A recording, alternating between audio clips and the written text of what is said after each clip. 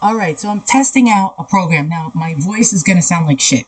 Not only do I have a sinus infection, I also, due to a root canal that I just had the other day, I don't have an external mic. So you're going to hear humming and all this type of shit. You're going to actually hear the fan from my piece of shit HP computer buzzing in the background. So I apologize until I get a microphone. So I'm testing out OBS so I can record my screen with you guys so we can do more interesting videos.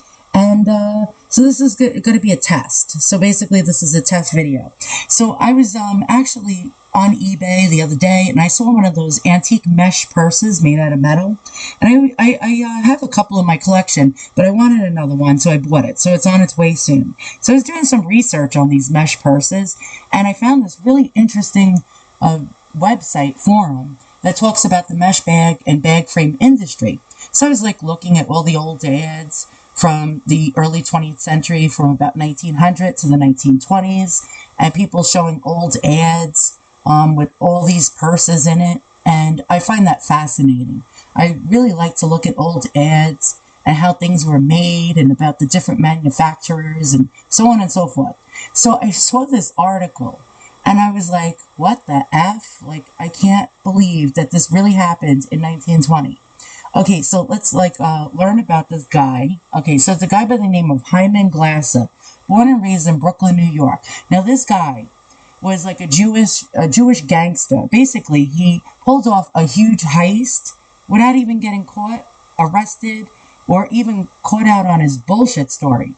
Okay, so basically this dude worked for several different jewelry companies and purse manufacturers who made other kinds of things, not only purses, but jewelry items, right? So this guy, right, was a salesman. And basically he was such a good salesman with his bullshit story about how he robbed these companies, that he could have sold sand to the Arabs. And I'm not saying that to be like a racist or this and that. But this guy was so good as a salesman with his lies and his bullshit story that I'm reading here, that he could have sold actual sand or oil to the Arabs. Okay, so here's the story. This dude was, I guess, working for one of the purse companies, which is this one right here. Boleen and Glasser was one of them. And so he decided, to go to a hotel in Albany, New York, and for one of his customers. And I guess, they traveled. They were traveling salesmen back then. So Hyman Glasser, right, actually, okay, here's the damn story. Okay, so he was kidnapped and robbed. Bullshit, I call bullshit. Okay, so here's the title of the article, Kidnapped and Robbed. And this is just insane. Salesman representing New York concerns has thrilling experience and misses gems and jewelry worth $67,900. All right, let's go to the Wayback Machine. What was $67,900 in 1920? $976,000. Basically $1 million. This dude pulled off a freaking heist of the century. Okay, so it says here, the kidnapping and robbery at Albany, New York of Hyman Glassman, salesman, representing several New York jewelry concerns. Don't know why they call businesses concerns, but that's another thing on its own. Now, can you imagine in today's day and age, this dude pulling this shit off in New York City or someplace, anywhere, with his cameras everywhere? You could get away with murder back in 1920. Well, a lot of gangsters did and stuff like that. Okay, so this guy, it says the kidnapping and robbery at Albany of Hyman Glasser from New York, representing several New York jewelry companies, still baffling the police and state capitol. Okay, so the victim, who disappeared last Thursday morning, was found Sunday morning by the police, lying. Get it? Lying? Lying in a dazed condition on a bridge just at the outskirts of Albany, New York. Inability to communicate with Mr. Glasser. Okay, so basically Mr. Glasser pulled off one of those Brady Bunch type of shits. Like back in the 70s, I used to watch these corny ass shows like the Brady Bunch, Gilligan's Island, Fantasy Island, like all this crazy ass shit. And one of the characters always got something called amnesia, where they would forget who they were and where they were and all this other shit. So this guy pulled off the ultimate amnesia excuse. So inability to communicate with Mr. Glasser caused the jeweler's circular reporter to canvass the trade, during which investigation it was found that the salesman, represented by Eli Beline, one of these purse makers here, Eli Beline Manufacturing Jeweler, another company that he worked for, Lowy and Caston. They made platinum and diamond jewelry. Art Uncle, maker of platinum mountings. S. Kaplan and Company, dealers in diamonds in New York. And it says, as far as can be ascertained, these firms lost a total of $67,900. Again, 1920, $1 million, all of which is said to have been covered by insurance. Since the police found Mr. Glasser, the salesman has been busy assisting the authorities. Yeah, my ass, right? My ass. In trying to solve the robbery. Mr. Glasser came to New York on Monday, but could not be reached at his home before he left again for Albany, New York, according to his boss, who was called to Albany when Mr. Glasser was found. The salesman alighted, what kind of words are these, from a train with his grips at Albany at about 3 o'clock Thursday morning.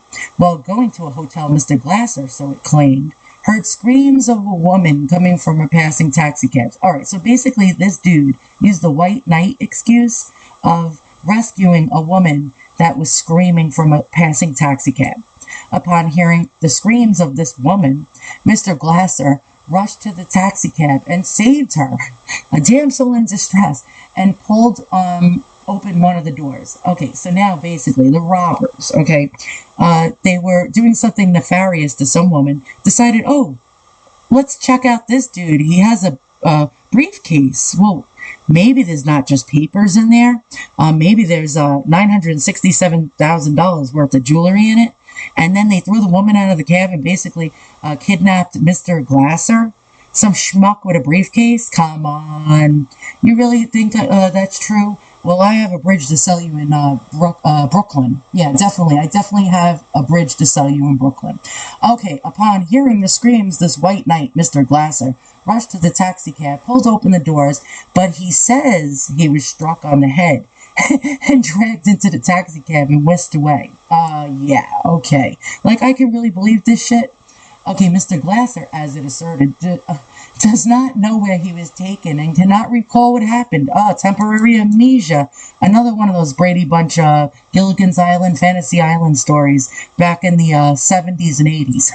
He was taken to the police station on Sunday morning. His suitcase just so happened to be missing with the jewelry.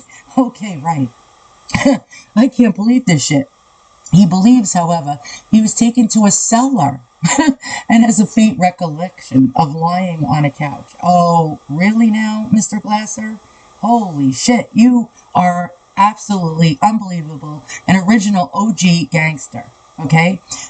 He pulled off this amazing, robbery and got away with it. Okay, sometime early Sunday morning, he was apparently taken from his prison, what a storyteller, and carried into an automobile, right, to the bridge near Albany, where he was dropped. As far as could be learned, Mr. Glasser was unable to get a description of the men. Okay, right. Inquiry showed that Eli Beline lost gold bags, vanity cases, cigarette cases, platinum goods, and loose diamonds worth over 30 grand. Larry and Caston lost platinum and diamond jewelry valued at 20 grand. Art Uncle lost platinum mountings worth at $10,000. And S. Kaplan and Company lost loose diamonds worth $7,900. Mr. Glasser has been in the jewelry business for many years, blah, blah, blah, blah, blah. Okay, guys, I want you to tell me in the comments below. Do you believe this shit? Do you believe that this guy was an absolute brilliant criminal? I mean, that is some fucking story, excuse my language. That is absolutely the most unbelievable story I ever heard in my life. And these people took it hook, line, and sinker. Absolutely insane. And this was the source, Jeweler's Circular, December 15th, 1920. Well, there you go. I'm testing out OBS. We did a test. Apparently, I think it's working. My voice sounds like shit with my sinus infection from a botched root canal. And my inability to speak through a good microphone, because it's just the built-in one from a shitty HP computer. So I'm going to have to get an external mic.